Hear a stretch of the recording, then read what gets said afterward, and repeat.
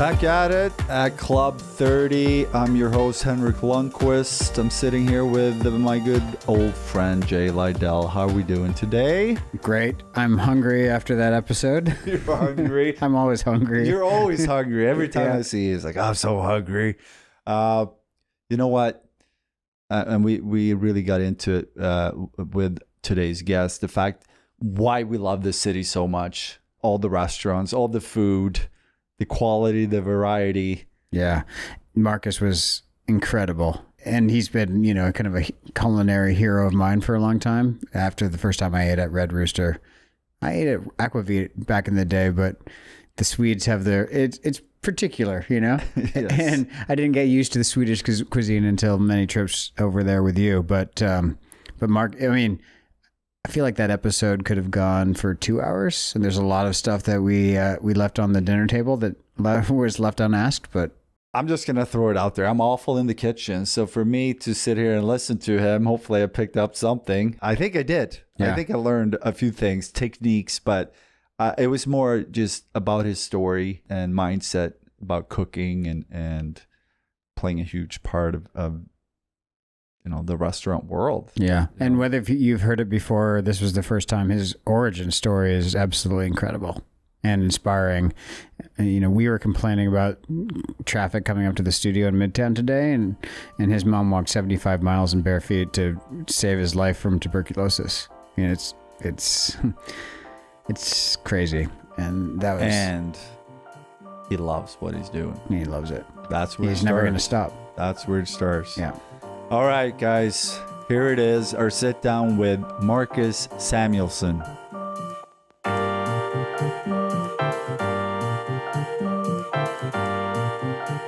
He's a world-class chef and a restaurateur, a judge and a host on some of your favorite culinary TV shows. And just like me, he's a Swede living in New York City.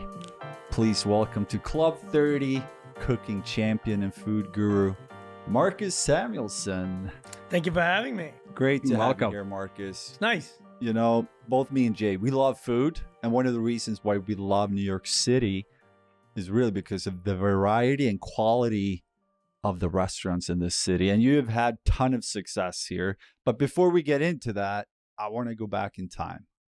All right. You were born in Ethiopia, and your story is pretty wild. Would you mind sharing it with us and the members here at Club 30, some of your early years? Yeah, no, I'm sure they're very familiar with Ethiopians. It's as common as this. No, but just like you say, Henrik, I was born in a hut in Ethiopia, specifically an hour and a half, 2 hours outside the capital in Addis. And the time when I was born, there was a big TB, tuberculosis, definitely in the countryside. And my sister, my mom, and I all had TB. She walked us into the hospital, which is like a several days walk. She passed away, but me and my sister survived. The hospital she took us to was affiliated with Sweden, and one of the nurses there, she said, what are we going to do with these two kids, right? And she took us in. She basically broke the law to save our life. She just took us home, and then eventually set us up with a Swedish adoption agency. And we got adopted. I went from the warmest country in the world to the coldest country in the world. I went from being Kasahunsa guy to Marcus Samuelsson. But I say that because sometimes the hardest things that happen in life can also be flipped into the biggest opportunity, right? But we all need luck. And I was extremely fortunate and lucky, but also the fortune of goodness of others. And that's the type of thing that happened in my life so many times.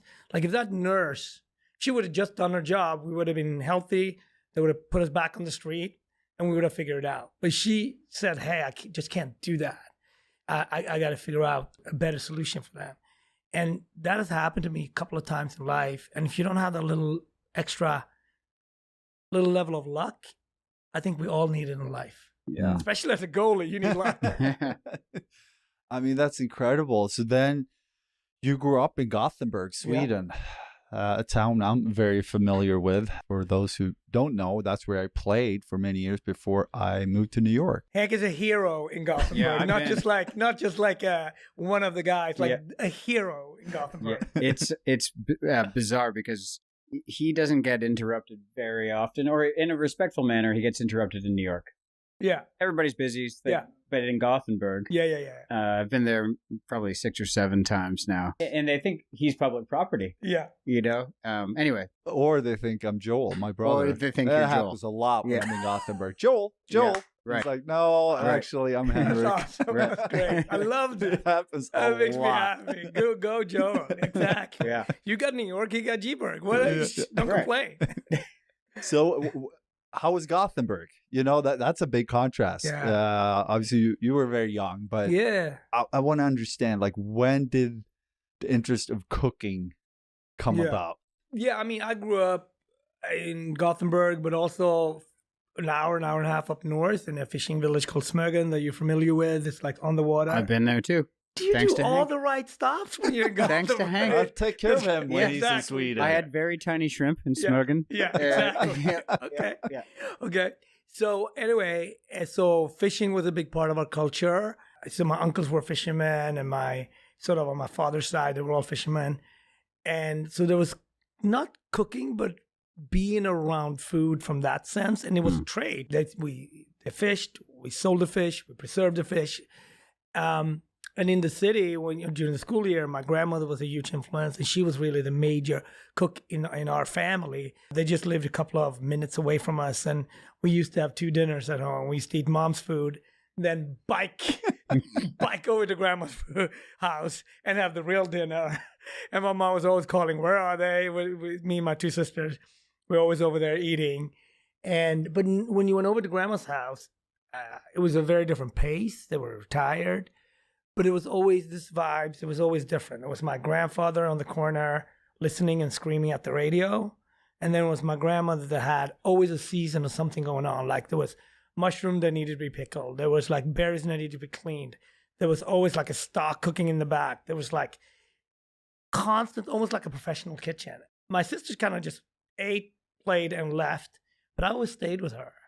And maybe because I was the youngest, I just loved being with my grandmother that much. I didn't even know what I was kind of like sort of working until I was a teenager, and you wanted like a weekend job. And I'm like, I can work in a restaurant. And there was like a chef there. It's like, hey, you're much faster than everybody else. And so that I kind of like, that was really drove me. But the other big thing for me was being a soccer player. So I'm like, sports and cooking has been my life since I was a kid. And when I didn't make it as a professional soccer player, which was, I would say the biggest setback I've ever had. I was so entrenched with being with my team and all of that stuff. And I would probably say the only time that I was not on this fast-paced track, right? Because it was either soccer, and then when soccer didn't work out, I switched over right away to cooking and took the same kind of camaraderie, work ethic, skills, training, and just moved it into food. Yeah. And it helped me because I think being a teenager with a lot of energy, I needed to have something that was super focused on. At what point did you decide cooking is your calling? Pretty much right after I got cut from soccer. You know what? You know, as a professional athlete, there is no, you train 6 days, 7 days a week, sometimes 2 days. It was not that this is not going to work. And then when that happened, I was like, it was such a shock to my system. It's like, I was really worried. What am I going to do? Like, I was like, what? And socially, it was weird for me too, because all my friends was in that whole thing. So once this opportunity with being a chef, I started focusing on it more. It was almost easier than soccer in a way, but it took the same amount of hours. And then I met people that told me that this is a career. I didn't even know it was a career, as a teenager. I was like, something you did and you made a little money. Yeah. And then I got a chance to go to Japan pretty early in my life to study, and then to Switzerland. And once I got to Switzerland, it was like big leagues, right? Because now there's French.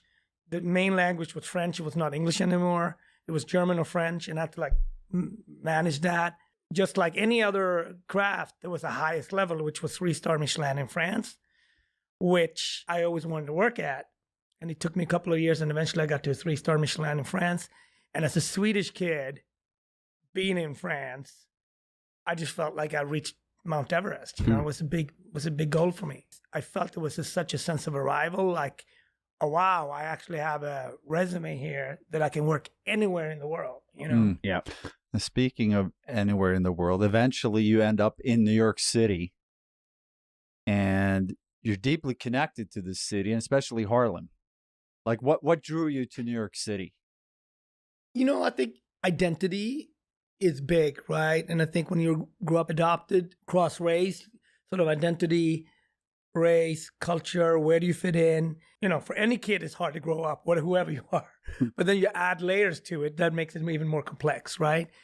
And race and identity was always there, kind of as a roommate in certain situations, almost, right? You're in France, and you know it's kind of brutal.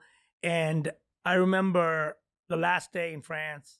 You know, now worked professionally like 6-7 years. I'm 23 years old, and I speak to the chef, and the chef doesn't even look up. He's like, "Okay, go home to your parents, come back in 1 month, and I got a new job for you in Cannes. It's also a 3-star.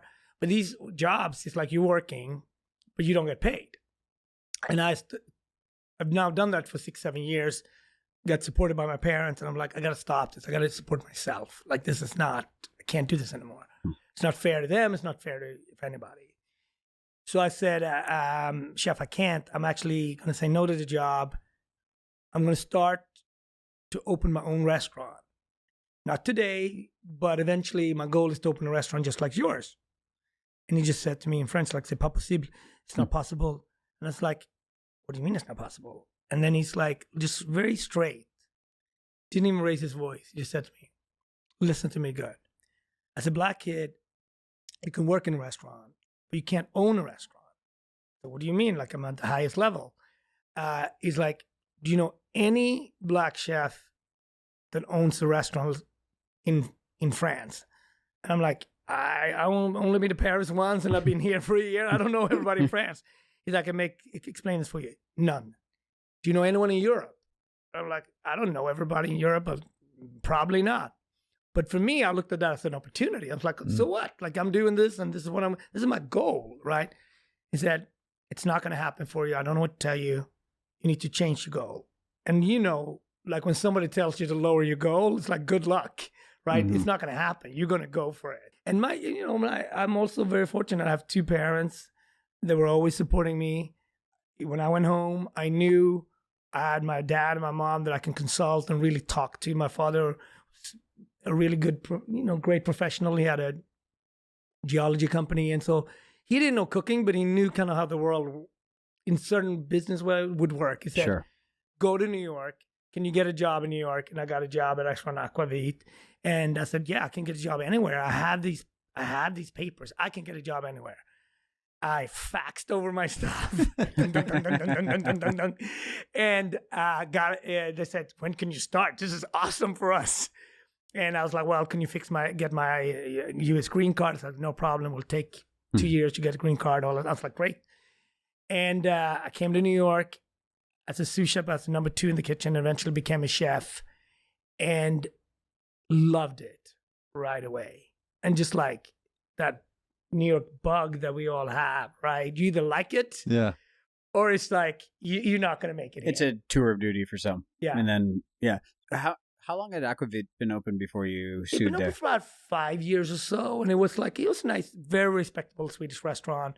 It had 1-star New York Times at the time when I worked there, and eventually when I took over, it became a 3-star Michelin, not 3-star New York Times restaurant, which just changed everything. So was there any specifics that led to that? Like what was it about your cooking or your style of work that made that happen? Well, I think, first of all, the restaurant was a great restaurant, whether I was there or not. It was just, for me, I thought it was easier to work because now I didn't have to work in French.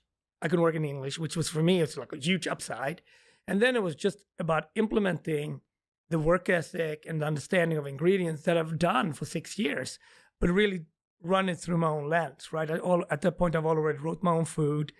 So I felt like I can do this. Like, there's no doubt I cannot do this. Like, let's go, And I mean, I'm asking, like, even throw it back to you, going from at that point Elitserien to NHL, how big was the gap? I always wonder that because that's next level, right? How big was the gap for you? Well, it was definitely a big gap, but a lot of it is in your head too. Mm-hmm. How much bigger do you make it in your head? It's still the same game. Yeah. It's still the same preparation. Yeah. But you are facing more quality, right? Yeah. You know, the quality of the shooters, the speed of the game, the intensity of the game, it goes up. I think that balance of like, okay, your dream is coming true and you're playing with all these big stars, but in a way you have to make it normal to you to feel comfortable in that situation, right? Yeah. I think hockey and sports is pretty objective, right? You win a lot and you succeed, and it's very easy to measure what a win looks like. But for Marcus, it's more subjective. Like, what is taste? So there's like a definition of what all that experience feels like in Europe, which is like the Michelin system. But there's another different version or description of that over here, which has started to be tied to the Michelin system, but maybe not. So it's a more subjective. It is, and I think what makes food so exciting in America is because food exists on so many different levels here. Like, you can go to a food truck and have a wonderful meal. You can eat at a Michelin star rated restaurant. You can go to a noodle shop. Like, I know Henrik likes ramen, for example, right? And, there are tons of ramen shops here. And the diversity of what a city like New York City can offer, and who's to say it's what's best, right? That's the interesting thing. But there are things that we all can taste, right? All of us can taste sweet, sour, salt, bitter, and umami. And umami is probably the one that we, from a Western point of view, that we have the least understanding of.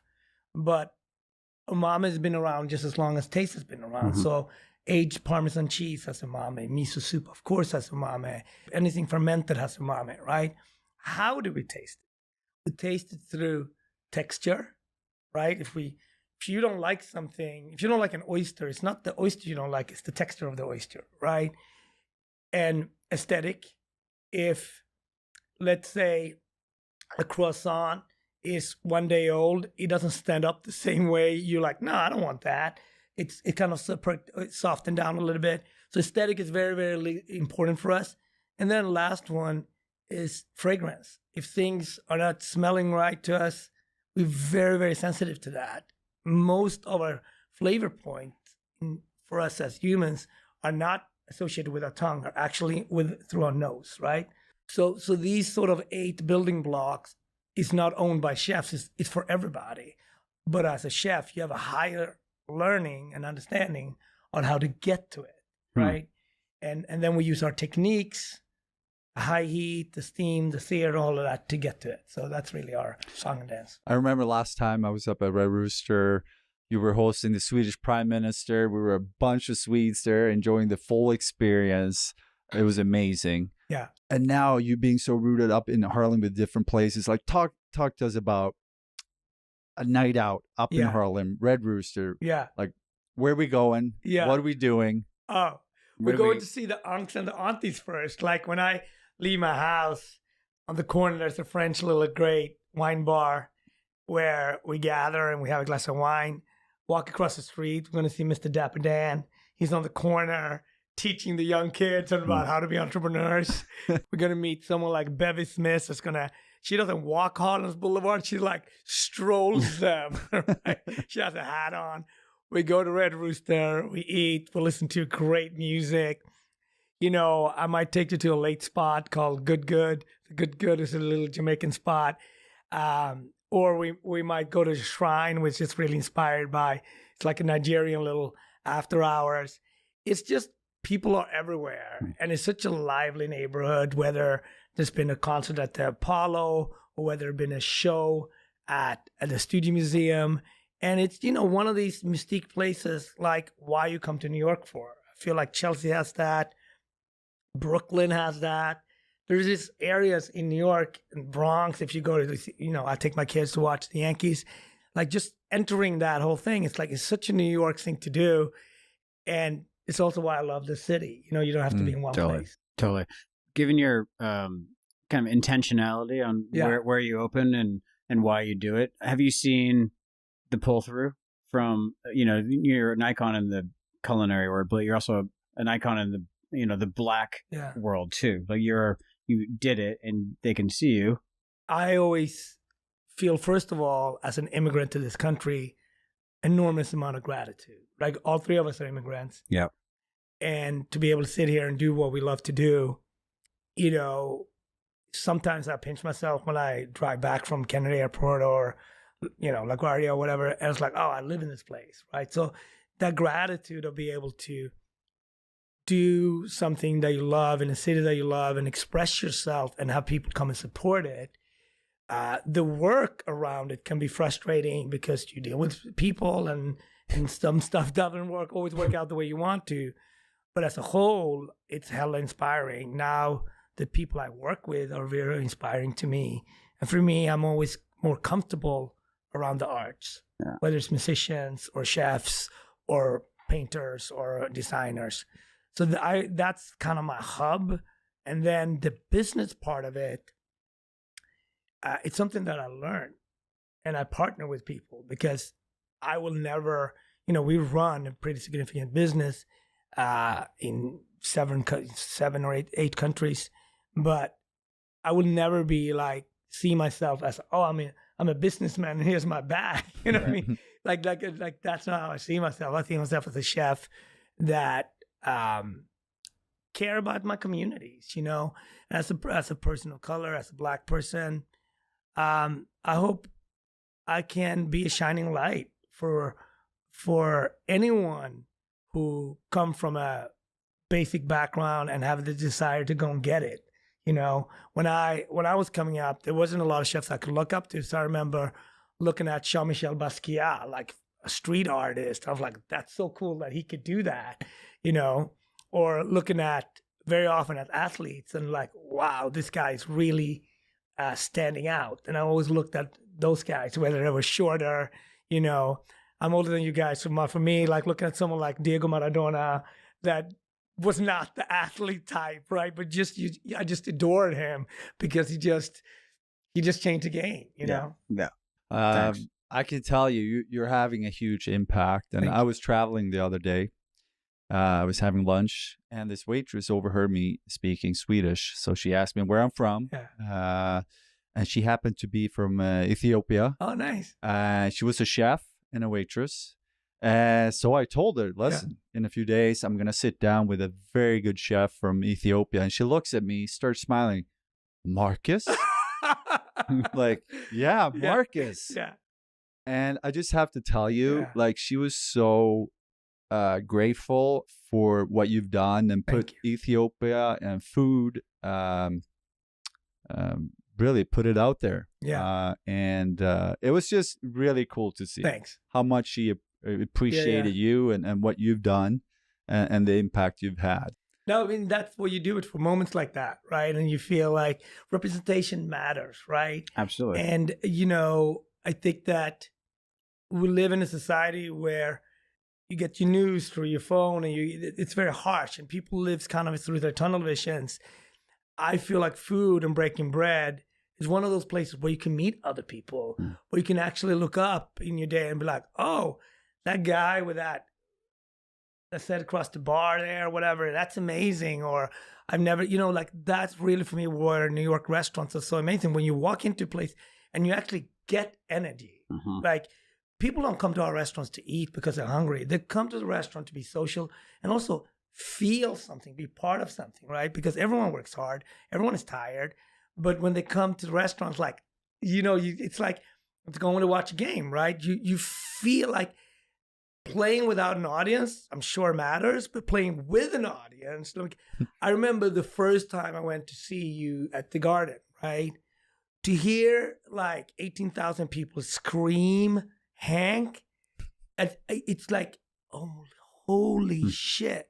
And like you could have won the game without the audience, but that experience. And I was really like thinking about because I've been to many, many hockey games and love hockey, but I've never have had that experience with someone that I know. And I was like, this is unbelievable. the kick that I got, I'm like, imagine to be the subject of that. It must be unbelievable. But how did you handle like that? Because that's even different than being in Sweden, where people are excited. But Madison Square Garden is the most famous arena in the world. Yeah, I think it's very important when you're in this city. You want to enjoy it, but at the same time, you have to stay on course, right? Because it's so easy to get off the rails a little bit when you have a lot of people, pulling you in different directions, telling you different things. Yeah. I think it's so important just to stay focused on what you need to do. Yeah. But yeah, of course you enjoy those moments. Yeah. To have that connection with the crowd, that's something that's very rare. And as an athlete, I think, something you will miss. Yeah. That I will miss. To be out there and playing in front of so many people and to have that connection and doing something that means so much to so many people. That was a great feeling. Well, you know what I wonder about? Does it change your process? So you've been competing on some of the biggest TV shows. You're also a judge on these shows. But does it change when you're competing in cooking versus when you're at home or cooking in a restaurant? Or do you have the exact same mindset? No, I love competing because the athletes in me just love that process. And a lot of chefs don't, right? They're amazing chefs, but they don't think about it through that adrenaline rush. So I know that played sports all my life. I know I have that competitive advantage very often. So when it really matters, I never get nervous cooking on TV like that because I know this is not even about you. I'm going this way. And 9 times out of 10, it's going to work out. So I like actually competing more than judging because sometimes when you judge, you also have to realize it's not really about you. It's judging their plate. And when you judge, you're like, you think about, you shouldn't have done that. You shouldn't have done that. But then once you're a really good judge, you have to kind of evolve to how do you see what they were doing, trying to achieve, and how do you coach them so if they going to stay to the next round that they kind of have some toolbox so they can do it even better in the next round. And judging, does that help you become a better contestant in a competition? Because now you're sitting on the other side, right? Trying to understand what they're looking for, right?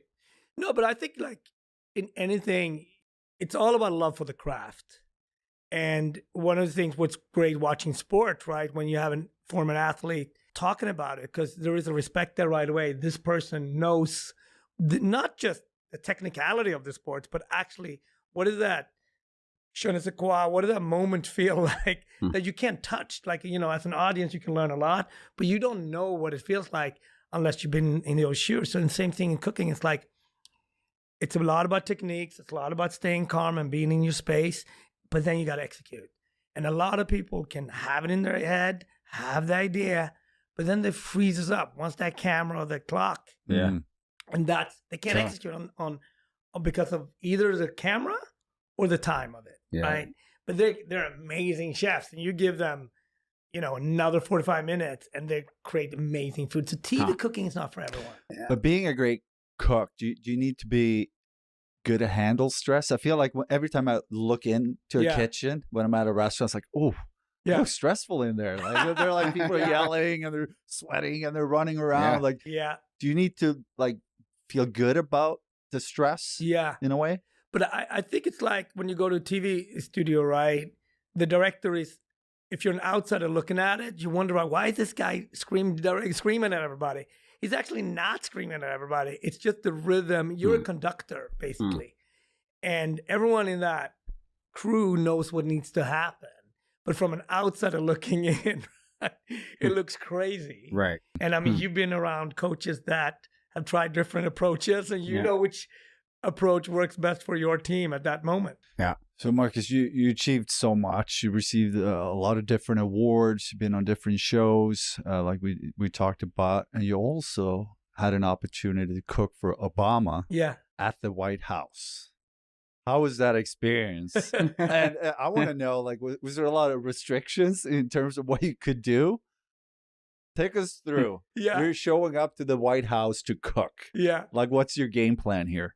Yeah, that's a good question. Well, the process even before that, it was a lot of tryouts. You have to first write a menu, and then that has to be, there was a lot of chefs writing menus for that steak dinner, and then you have Do you to know be, any of the others that were competing? No, you were I just competing know with? there was a lot of different chefs, but you have to then get accepted. Yeah. And then, I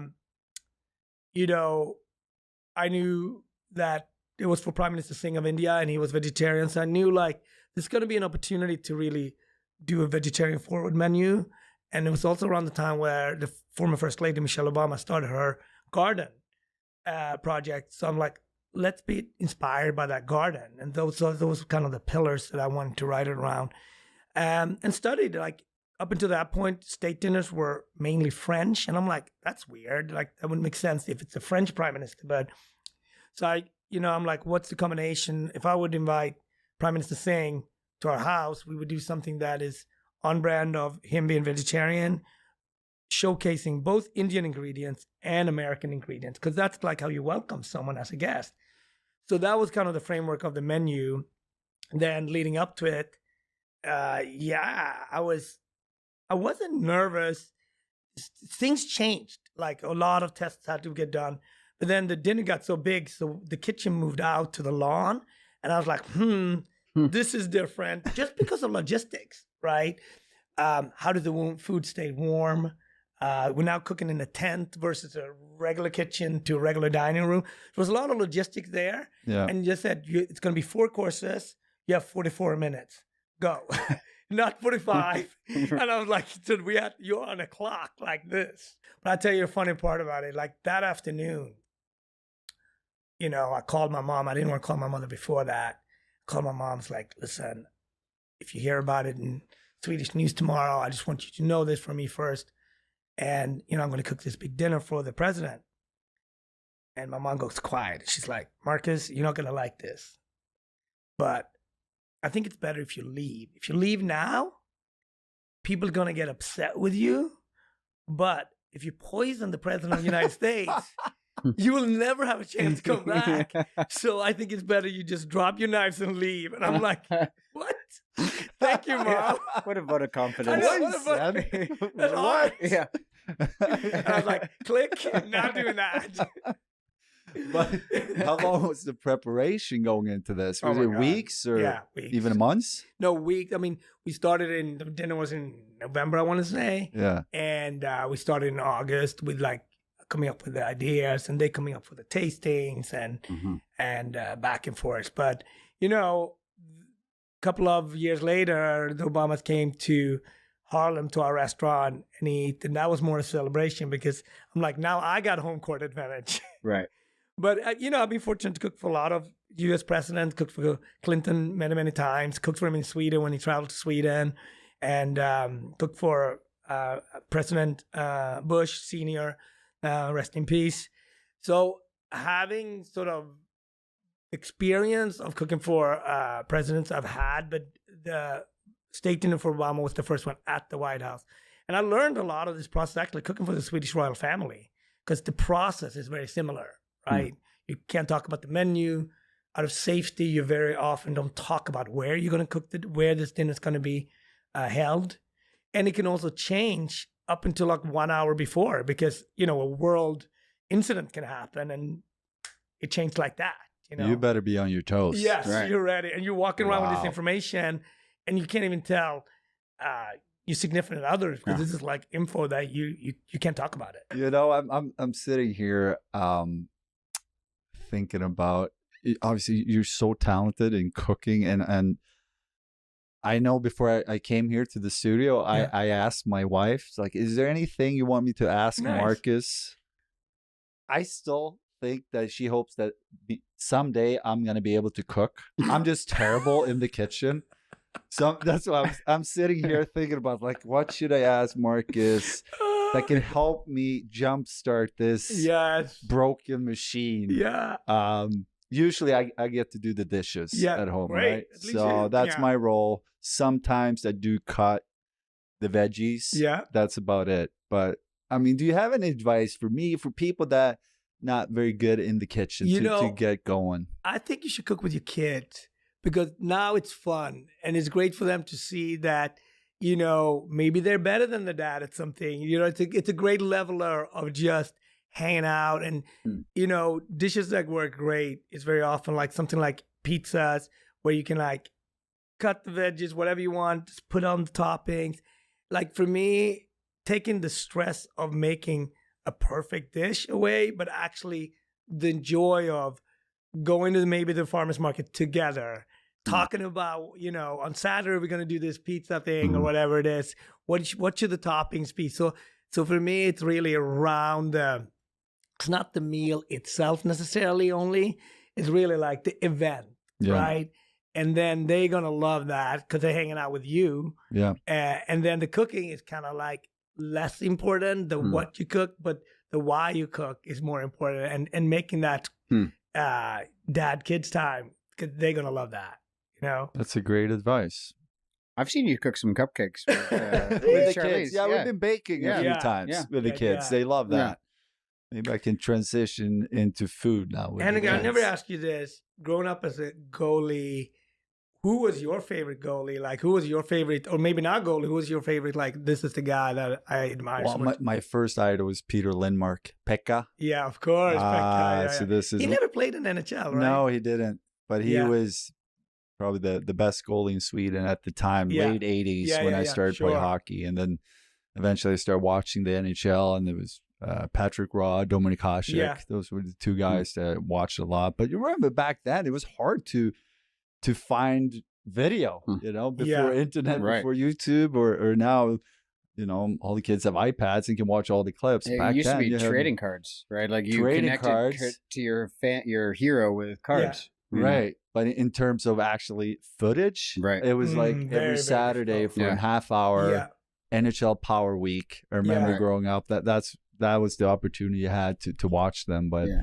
those were definitely my heroes. And what about for you? Like in terms of chefs that had an impact, inspired you? Yeah, I would say that, Mark Pierre White in London,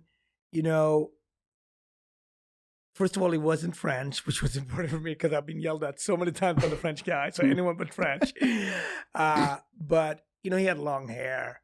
He smoked. I was like, I don't smoke, but I was like, how cool is this guy? Like, what is this young guy at the point in time having a Michelin-rated restaurant in London? I'm just like, this guy. And he just opened up the door that you don't have to be from France.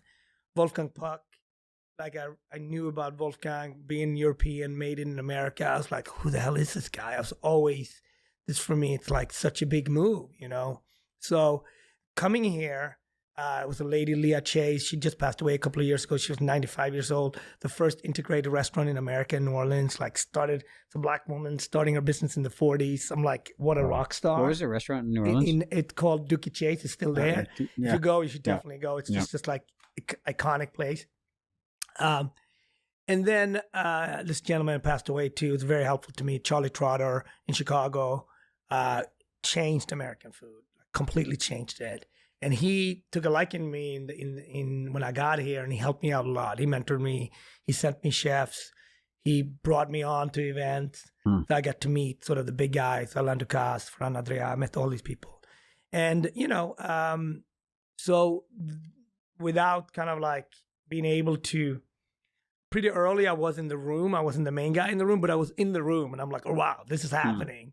And I learned a lot from just watching these guys. Cool. And took notes, and loved that experience. Yeah. And like, okay, this is how it works. Your comment about Trotter just made me realize it must be like a pretty interesting ecosystem. There's like a free agency of chefs, right? Yeah. So when you like somebody and trust somebody, you're apt to recommend them to your friend. Yeah, and also like me sending guys to them, right? Yeah, like, sure. Trotter was the guy for a long time, and me sending a young cook to Trotter, getting that person back a year later, improved my kitchen. So it's very much this mentor program that still exists, and obviously now you have the likes of Danielle, Jean-Georges, Eric, but also a lot of women. And that's what I think is cool about our industry, is transforming right in front of us and on all levels. And just what's happening in women's sports is very much setting what's happening also through the work-life experiences as well, right? So watching the Women's World Cup when it's sold out, or I'm being an Arsenal fan. They played, the women played a couple of days ago, sold out. And this type of thing, you watch women's basketball, college, like sold out stadiums. I'm like, yes. So this is happening all over, which is really, really cool. Yeah. And you touch on Arsenal. You're a huge Arsenal fan, right? Like, are you like a crazy fan? I love Arsenal. I just love. Why? I mean, why? Many reasons, actually. Swedes didn't break into Premier League easily. They brought in a Swedish guy very early in the 90s, Anders Limpar, and eventually they brought in Fredrik Ljungberg. And Freddie really, really played in Arsenal at the best Arsenal team ever. To have a Swedish guy to not just play in the league, but actually be a star with Thierry and Patrick Vieira and all that stuff. For me, it was just like, this is unbelievable. So I was always just watching Freddie. And then obviously Zlatan changed everything because we never had a rock star in soccer until Zlatan came about. Yeah. We had good players, but he was like top 10 in the world, Yeah. Incredible. Yeah. I want to talk a little bit about fashion. Yeah. So every time I see you, you have colorful clothes, and I feel like it's always matching you and your personality. You always have a big smile on, always this great energy. Yeah. What does fashion mean to you? So I know very little about fashion, actually. My wife knows a lot about fashion, but I don't. So I love style. I think there's a separation between fashion and style. Like style for me is very connected to your personality. Everyone has a style. Yeah. And as men, very often, we struggle kind of finding our style, whatever that is. But I embrace like style because for me, it has to do with attitude. And why I'm drawn to someone is very often through their style, right? Because you don't know that person. You don't meet that person. So, like when I watch something, I'm like, that guy got crazy hair. I love that guy. You know what I mean? Whatever, it's a style, right? And also with street culture and hip hop and stuff like that. It's just, I love the time that we're in right now because people are allowed to have and should be allowed to have their own style. No doubt. I think it comes also coming from Sweden where we kind of taught to be, everybody's going to be the same. And then you have this little black kid that you can just look at any picture from a school picture. I stand out whether I want to like it or whether not. Whether you're in a suit or... Exactly. Yeah. So for my parents was always embrace that style, Yeah. And being the youngest, I had two older sisters. I always got their passed down clothes, which like I still like, I don't know what's women's clothing or men's clothing. I don't care. Like if I like it, I like it, So I think it's all of that combined. It's just like, laugh at it, don't take it too seriously, have fun with it, and it's a way to connect to people in a way that I love that. And this city is so good that way too, where you just allow people to be whoever they want to be and how they want to be, and the way you dress or how you act, it's like everything feels normal, right? Yeah. If I'm back home in Sweden, I would maybe turn around sometimes if I see a crazy outfit. Here, I'm like, that's New York. It's you kind of like this. It's normal. Yeah, and you embrace the weird, right? Like I don't know. That's what makes you a New Yorker versus a transient kind of worker here. Is that when you think like this is the best? Like there's this, like look at that guy. Yeah, I mean, I wish I had the balls to walk around just like that. I think that every single day. Henrik, when you watch kind of like where hockey is today, basketball went to China early and now it's in Africa and really can challenge soccer being the biggest sport in the world. Where do you see hockey's going? Do you feel like there is a continent or there's another play where is there a team in Mexico City at some point? Like, what do you think? I hope. Yeah. As a player and as a fan of the game, I want hockey to be as big as possible. Yeah. I think the Olympics is a huge platform to grow in the sport. I know that the league is, for the last 10, 12 years had opening games over in Europe. Oh, that's cool. That's great. Yeah. I know a couple of teams are going to Australia to open up next year just for exhibition games. Yeah. But stuff like that matters and it helps growing the game. But you really have to take advantage of when everybody's watching. And that's why I think it's so important to have the best players play in the Olympics because it's a huge platform and you will have people watching the game that not necessarily watch it normally, but because they root for their country, they will tune in. Yeah. Yeah. I feel like that, like hockey and the culinary world may have the same kind of challenges, which is like there's a top-down one, which is get all the stars, very visible, tell their stories, but then there's a bottom-up one, which is like hockey's expensive. Mm-hmm. How do I become a chef as a kid? Yeah, you know. Yeah, no, I'm just laughing because my nephew, and I love my nephew, but you know, he's my nephew, so I can right. It was like 1 year he was playing in Frölunda because of Henrik. He was a goalie, right? Okay. So I got him the pads, the Henrik. You know, we got the whole outfit, and I had to ship it from New York to Sweden. So I shipped it over, and then you know, he's like, I don't know why you sent me all this stuff, like. I'm not a goalie anymore. And I was like, do you understand how much this cost? That was like last month. Yeah. What are you talking about? I'm not a goalie anymore. I was like, great. It's great to be 14. You can just change your mind. Right. There's nothing you can do. So I was just like, but you know, it's a lot of storytelling. It's a lot of fun. It's a lot of inspiration around it. And you always root for the little guy, like whatever that is. Like I love the fact that Sweden as a country still producing great players that can play in NHL. Like that's amazing, right? Yeah. Like that journey, you know, you think about Börje Salming and that generation really planted and then was sort of handed to, you know, the Håkan Loob and Mats Näslund and then over to Peter and Mats and then over to you. And, you know, it's a relay of guys that really, you know, Niklas, of course, and all of those guys, right?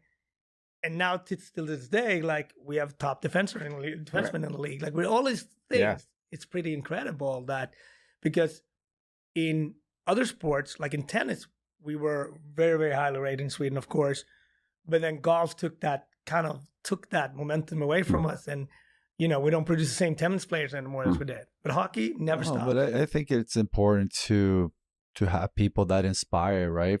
From where you're from, or maybe sometimes the way you look, you know, thinking back to the impact you've had. Many the woman I met the other day, and it's like, if Marcus can do it, why not me? And the same goes in sports. You know, you see these players make it from a small country, and it's like it builds up this vision, the dreams that it's possible, right? So I just started to follow this young goalie in Sweden now, Liv. He's like. It was like MVP, like it's like 18, of the U18 tournament, the world champs. I think he won.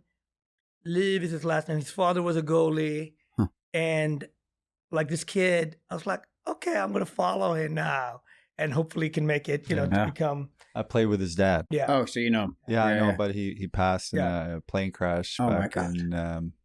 It's probably over 10 years ago now. Yeah. When he played in Russia. Yeah. But his son is very talented. Yeah, so it'd be interesting to follow. What's his name? It's fun to follow. Give him a shout out to the pod so everybody can Google him. Which is his name? Liv is a hockey goalie in Sweden, and you know I connected to Henrik right away. Like, but you know you don't want to put pressure on a young guy. Sure. No. But I was just like, you root for, in knowing that his father passed away. So all of Sweden roots for this kid, and he doesn't need more pressure. But he's doing great. Yeah. You just root for him. You know what I mean? Yeah. Before we finish up here, I just want to know, with everything you accomplished and done, and TV shows and great restaurants, is there anything left that you feel like I haven't done that within the food industry? Or do you feel like wherever you are right now, just continue that road? I love it so much. I have so much fun. And like working with younger people just inspires me, because the way I was raised, the way I was told, you know, I basically had like, remember Tishonov, the coach for the Russian team, constantly screaming at you, right? And he produced a great product. But then now cooking is a little bit more Phil Jackson. Like there's a little bit more zen through it, right? And the fact that these young professionals that I work with, showing me that there's another way to get the same product. Because at the end of the day, isn't that what you want? You want a great result in the end. So I'm enjoying so much growing with the team, putting them in positions that they can grow for their family and become entrepreneurs. So I just love this moment. It's like it's great. You know, food has never been in a better place. And, you know, it's crazy because when you turn on the news, you think constantly the world is so upside down, right? War in Ukraine and, you know, famine and all this, you know, people hating each other in the political scene. But I just work really hard on cut a lot of that noise out and just go to work and work through joy, because the pandemic really sat us all down in a way. Any question, can we all do this again? Will people ever come to the games again? Will food matter? Will sport matters? Right. And once we get on the other side, for me, it was very important. It's like, no. It was almost taken away from us. You coming back to this, you're coming back with joy. Mm-hmm. Do not come back jaded. Don't come back angry face. No one cares. If you're not ready to come back, sit out. If you're coming back, come back with joy. Have a message. And that really what Hav, Mar, and Red Rooster were trying to like embody, like joy, you know, because, you know, it's not a Democrat or Republican side on joy. You got to all be for joy. No doubt. Love that. Yeah, I remember, you know, when restaurants shut down and suddenly they start opening up again, and how great it felt to be out again. And, yes. And also not take it for granted. Like the joy of sitting out at a great place, enjoying a meal, meeting people. We started this show talking about why we love this city. You know, having a great meal with friends and also meeting people is awesome and huge part of the city. Mm-hmm. And Marcus, you're playing a big part of that. So thank you so much for coming on the show. Always great to see you. Thank you very much. Yeah, thank you. Really appreciate being here. And keep doing what you guys are doing because you inspire people. And I think next year we'll do it in one of my restaurants so I can at least feed you guys. I was waiting for that. That's That's a great invite. Yeah, all right? I would love to do it. Any one of the restaurants you'd have us at. So let's do it. Thank you, fellas. Thanks again to Marcus Samuelsson taking the time to sit down with us, Jay. That was awesome. I really enjoyed it. And what was your favorite part? I didn't realize he brought a lot of competitiveness into his kitchen. I just assumed that because he was a huge star, he was recruited to be on these competitions. But I love the fact that he loved to bring competition into the kitchen. Yeah, I also love talking about, you know, cooking at the White House. Yeah. You know, a lot of challenges and right. Talking about being on your toes. Yeah. The funniest part might have been his mom telling him to just leave the country before poisoning the president. Big vote of confidence. Well, that's what parents are for, right? Yep. Well, I hope you guys enjoyed it. Yeah. Thanks so much for listening and watching. We'd love to have you as Club 30 members, so please like, subscribe, leave a rating if you think what Hank and I are doing is okay. We'd love to have you as members. So thanks so much, and on to the next episode. Till next time. See you guys.